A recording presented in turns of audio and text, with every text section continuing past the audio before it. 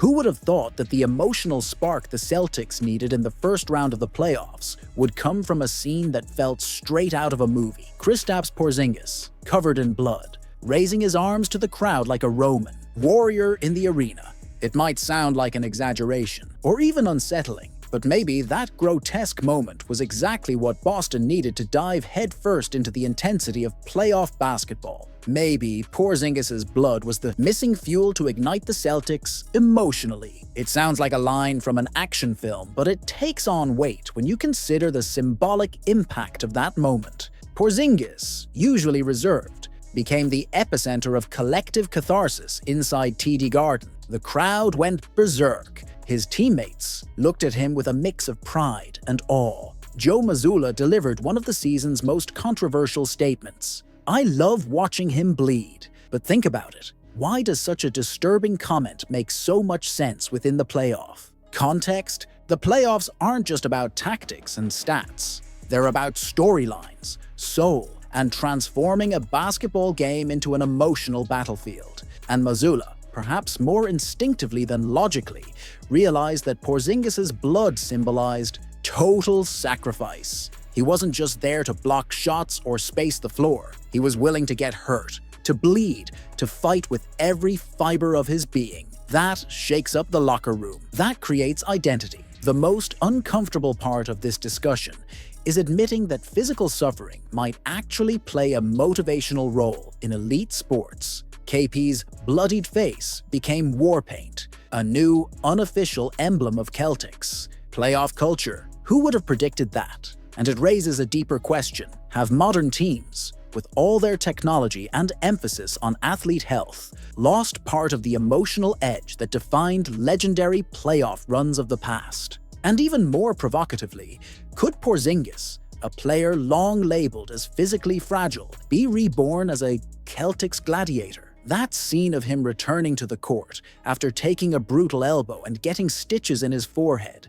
is something Celtics fans won't forget anytime soon. That alone elevates his status within the franchise. From technical asset to emotional symbol, it's uncomfortable to think that this kind of brutality stirs passion. But what if the path to the title does require this kind of controlled insanity? Joe Mazzulla seems to think so, and if KP keeps playing with blood in his eyes, or literally on his face, maybe this really is becoming a new Celtics identity, a kind of gladiator mode, where technical skill is paired with a ferocious emotional commitment to battle, a signature that could even intimidate future opponents in the rounds to come. And here comes the final, perhaps most provocative question. Do the Celtics need more moments like this to win a championship? Or are we simply romanticizing something that should have been just an accident?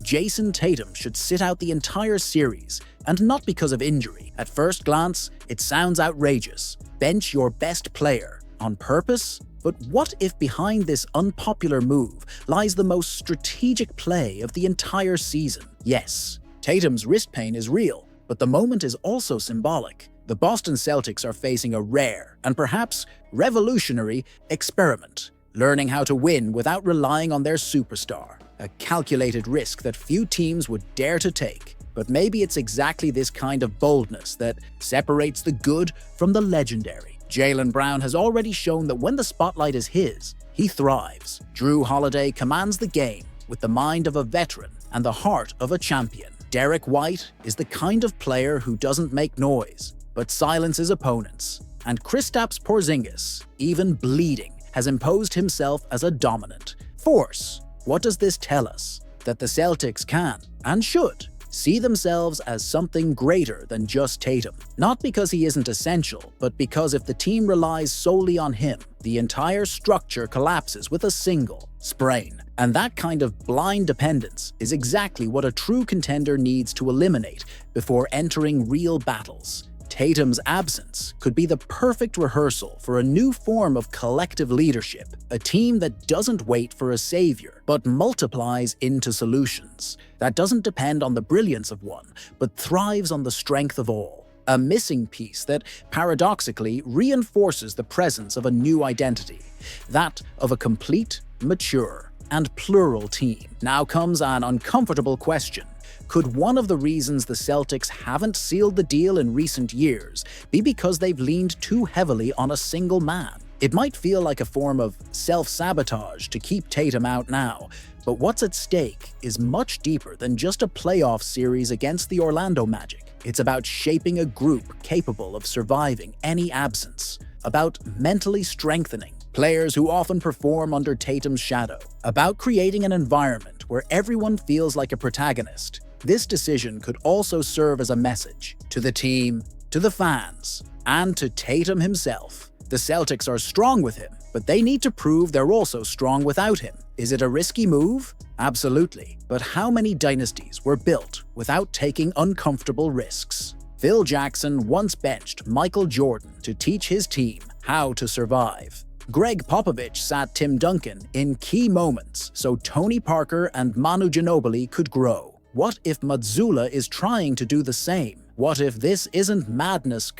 but Mazzulla's approach dangerously flirts with the team's emotional collapse. It's impossible to ignore the impact of the statement. I love watching him bleed. It's not just a strange quote. It's almost a wartime philosophy. When Joe Mazzulla romanticizes Porzingis' blood, he strikes a raw nerve in the debate about how to lead a team in decisive moments. What may look like bravery could, in reality, be recklessness dressed up as courage. The Celtics' head coach wants intensity. He wants commitment. He wants a team that embraces playoff toughness like in the days of Kevin Garnett and Kendrick Perkins. But there's a clear and dangerous difference between emotional intensity and outright loss of control. When the coach seems to celebrate blood more than a perfectly executed play, the message to the locker room can easily backfire. Will the team understand they need to compete with fire, or will they drift into cheap provocations, technical fouls, and emotional overreactions? Recent NBA history shows that this kind of misdirected energy comes at a cost. Draymond Green, Rasheed Wallace, Patrick Beverley, players who crossed the line from passion into chaos. Do we really want to see Porzingis walk down that same path? And let's not forget, in a league where body preservation is more advanced and prioritized than ever, glorifying blood and injuries as signs of honor feels outdated, almost irresponsible. The Celtics have one of the most skilled and versatile rosters in the NBA. Do they really need to rely on symbolic brutality to find motivation? This bleeding warrior rhetoric might work as locker room fuel, but if left unchecked, it can become an emotional trap. In the heat of a Game 6 against Milwaukee or a Game 7 against the Knicks, this same energy could implode into confusion. The line between courage and collapse is much thinner than it appears. Leadership isn't just about inspiring, it's about channeling emotions in just the right dose. Phil Jackson used meditation for that. Eric Spoelstra uses tactical discipline. Mazzulla, he chose blood. So the question lingers, is he building gladiators or creating a ticking emotional time bomb? Tatum's injury might be a blessing in disguise, a chance to avoid early emotional burnout. Shocking to say, maybe, but sometimes what looks like a physical setback is actually a mental opportunity. And in Jayson Tatum's case, this wrist injury doesn't have to be an obstacle. It could be a catalyst. Let's be blunt. Getting past the Orlando Magic isn't just a goal, it's a requirement. Boston's roster is too deep, too talented, too seasoned to stumble this early, with or without its biggest star. Which leads to an uncomfortable question. Why rush Tatum back for a series that, frankly, the team should win with Jaylen Brown, Drew Holiday, Derek White, and Kristaps Porzingis? Tatum is a competitor. Of course, he wants to be on the court. But maybe the greatest gift for him right now is stepping away, a moment to breathe, to watch, to realize that carrying the franchise on his back is no longer his sole responsibility. This forced pause might be the exact break his mind and body have been silently begging for, but no one dared to impose. Since the age of 19, he's been the face of the franchise, bearing expectations, enduring criticism, being held to veteran standards as a young player. That takes a toll. But what if this injury is a disguised chance to redefine his playoff role? not as the man who must save everything at all times, but as the strategic leader who steps up exactly when it matters. Most, Jaylen Brown has already shown he can take the reins. Holiday and White know how to anchor a defense. This team can evolve without Tatum,